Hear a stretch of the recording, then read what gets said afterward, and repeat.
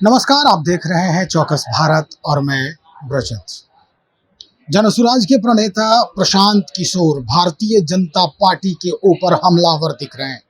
कई मोर्चे उन्होंने खोल दिए हैं अब, और जो मोर्चा जो कहा जा रहा है कि ये मोर्चा जो है भारतीय जनता पार्टी के लिए, बिहार प्रदेश के लिए काफी हानिकारक साबित हो सकता है, जैसा कि लोग बता रहे हैं। दिलीप जायसवाल जो भारतीय जनता पार्टी बिहार प्रदेश के इस वक्त प्रदेश अध्यक्ष हैं, उनके खिलाफ मोर्चा तो प्रशांत किशोर पहले ही खोल चुके थे।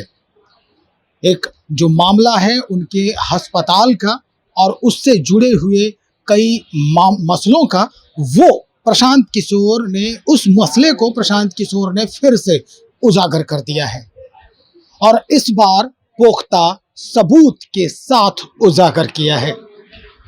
सबूत जो जद में आए उस पूरे माहौल के, उनके साथ इन्होंने किया है। हम चाहते हैं सीधा प्रशांत किशोर की जुबानी वो बात सुनी जाए, और उसके बाद जो उस पूरे जद में आए, घटनाक्रम के जद में आए, जिनके बेटे और जिनका भाई है, वो दोनों महिलाएं भी आज प्रशांत किशोर के सामने ही मीडिया से रूबरू किए।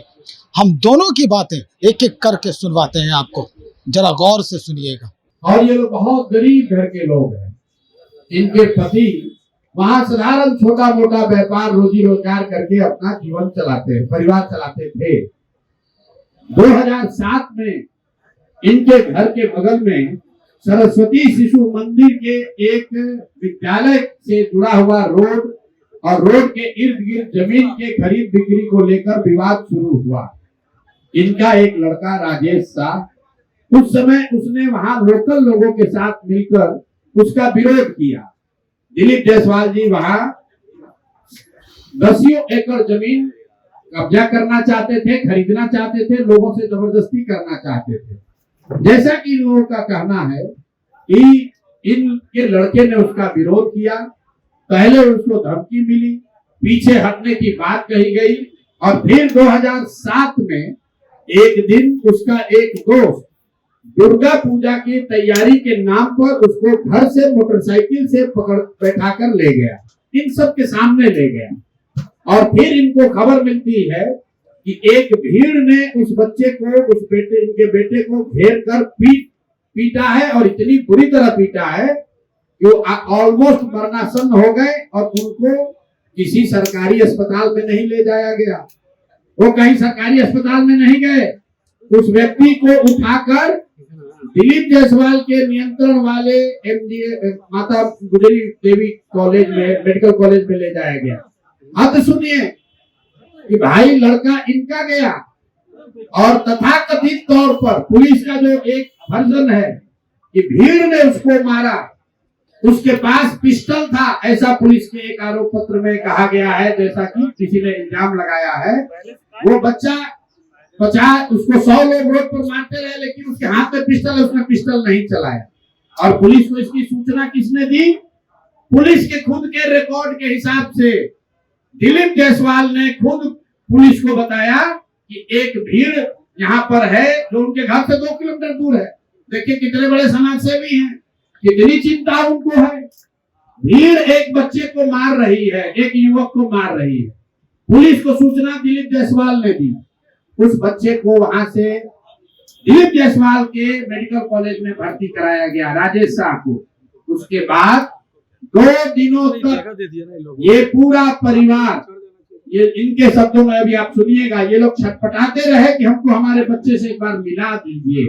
इनको इनके बच्चों से, राजेश शाह से उनके माँ उनके बाबूजी को मिलने तक नहीं दिया गया।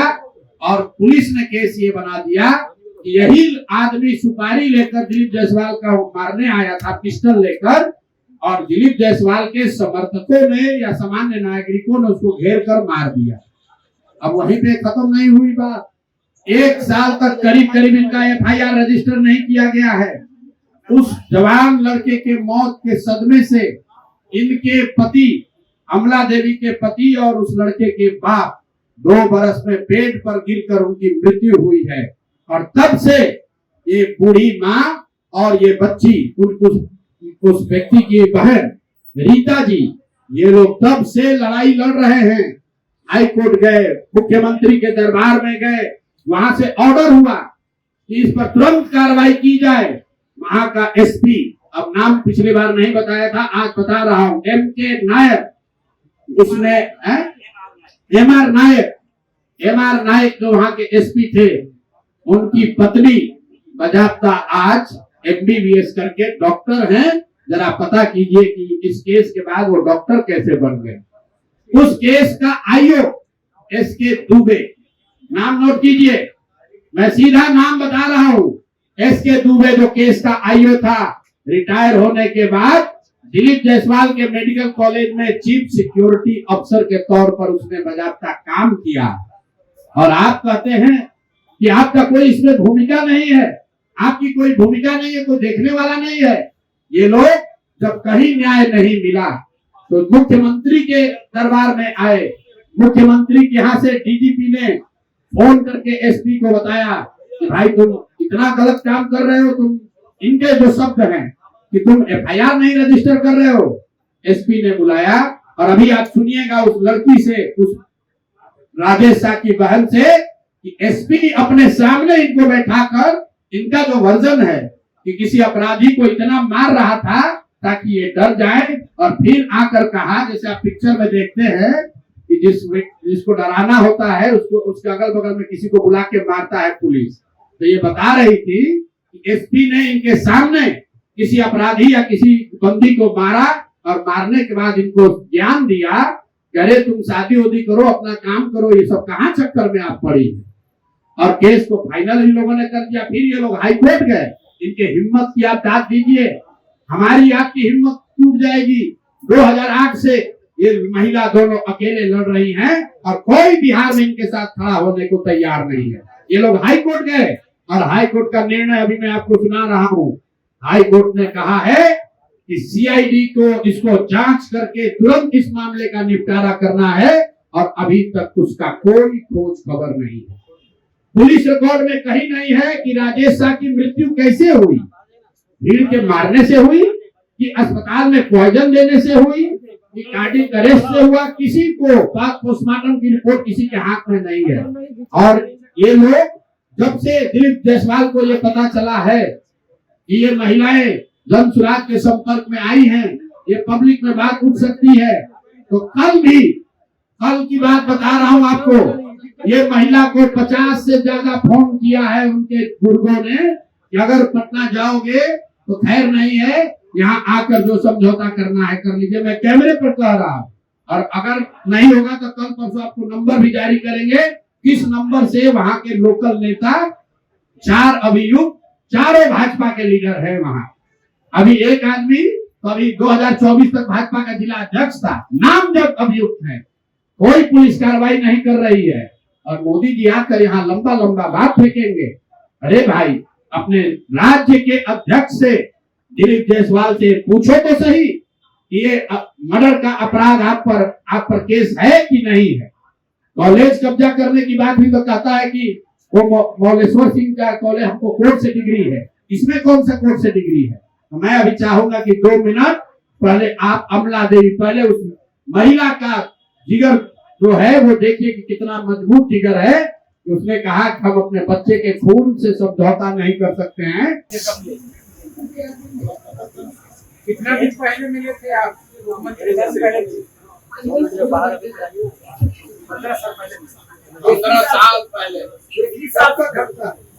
2007 की घटना। 2007 एसपी साहब से मुलाकात हुई तो एसपी साहब ने क्या कहा था? जी, एसपी साहब ईमान आए थे उस समय, जब उनके पास गए 2-3-4 बार गए, बोले कि मेरा केस FIR दर्ज कर लीजिए, नहीं हो रहा एप्लीकेशन लेके बार-बार जा रहे थे। तो मेरे सामने ही 2-4 लोगों को मार के मुझे डराने की कोशिश कर रहे थे, लेकिन मेरे अंदर